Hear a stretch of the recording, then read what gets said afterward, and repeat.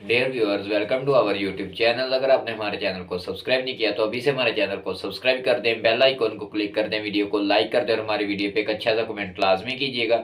आज की हमारी मोटिवेशन स्टोरी का टाइटल है ईमानदार मोची। स्टोरी की थ्योरी की तरफ चलते हैं।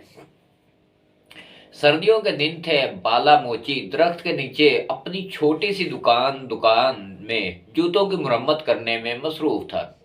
इसकी दुकान बगैर छत और दीवारों के एक टंडमंड दरख्त के नीचे गांव के बिल्कुल बीचों बीच एक साफ सुथरे मैदान में थी। और इस दुकान का कुल असासा लकड़ी का एक संदूक था। जब बाला काम खत्म कर लेता तो अपनी सारी चीजें इस संदूक में बंद करके इसकी कुंडी लगा देता और यूं दुकान बंद हो जाती थी।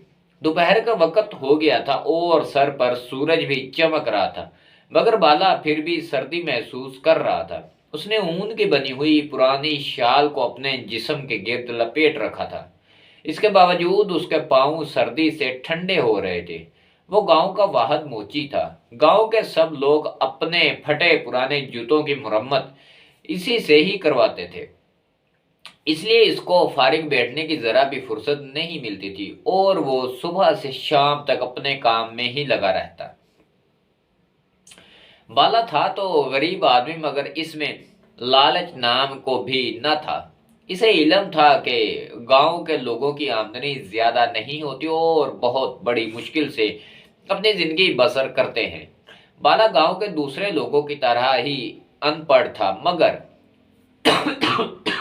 इसको गांव वालों की गुर्बत का एहसास था।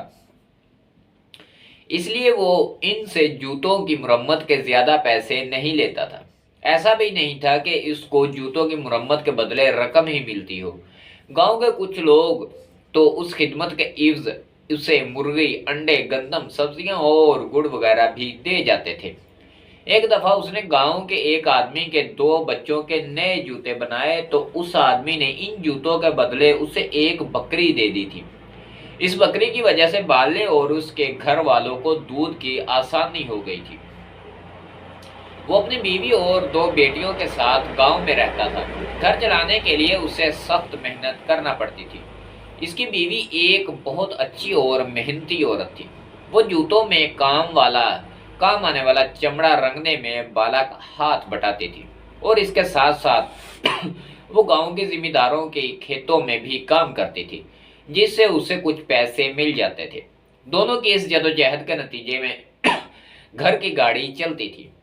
इनकी दोनों बेटियां अभी छोटी थी और गांव के कच्चे मदरसे में पढ़ने जाती थी।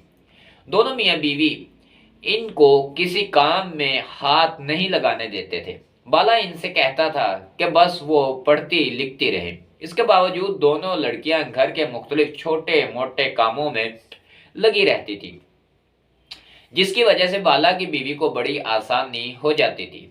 बाला के घर की एक मुद्दत से मुरम्मत नहीं हुई थी। इसके घर में 3 कमरे थे और इनकी छतें बोसीदा हो गई थी। बारिश होती थी तो पानी कमरों में टपकने लगता था। बाला ये सोच सोच कर परेशान हो जाता था कि अगर सर्दियों में बारिशें शुरू हो गई तो क्या होगा। उसने पैसे जमा करने शुरू कर दिए ताकि बारिशों के होने से पहले ही घर की छतों की मुरम्मत करा ले, मगर अभी उसके पास बहुत थोड़े पैसे ही जमा हुए थे। वो इस मकसद के लिए अब सूरज गुरूब होने तक काम में लगा रहता था ताकि कुछ फाजिल रकम हासिल हो जाए जो छतों की मरम्मत में काम आए। थोड़ी देर में थोड़ी देर ही गुजरी थी कि बीवी उसका खाना लेकर आ गई।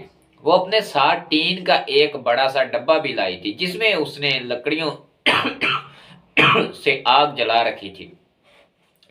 बाला बीवी को खाने को और आग के डब्बे को देखकर खुश हो गया। बोला, बाली खुश रहो, तूने तो कमाल कर दिया। तुझे कैसे पता चला मुझे सर्दी लग रही है? बाली अपनी तारीफ सुनकर शर्मा गई। खुश होकर बड़े प्यार से बोली, बाले, जैसी सर्दी यहाँ है वैसी सर्दी घर पर भी है। मैंने सोचा तो सर्दी में काम कर रहा होगा, इसलिए डब्बे में आग जलाकर ले आऊं। ये कहकर उसने बीवी کھانا کھول کر اس کے سامنے رکھ دیا اور بولی، بالے تو کھانا کھا۔